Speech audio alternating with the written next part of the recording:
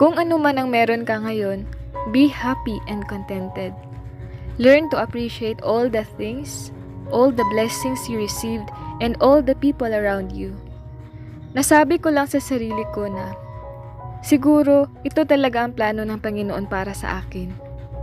Ang magpakasal muna. Kasi dati pa lang hinihingi ko na sana mapakasalan ko ang tamang tao na ibibigay ni Lord sa akin. Kahit may asawa na ako, pwede ko pa rin namang ipagpatuloy ang pangarap ko.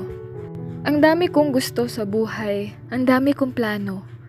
But the Lord's plan is always the best. Because He knows what's best for us. Hanggang sa unti-unti ko nang naabot ang pangarap ko. Kung dati sobrang nahihirapan ako, I failed over and over again. Ngayon, bigla na lang dumating nang hindi ko inaasahan. Iba talaga magbigay ng blessings ang Panginoon.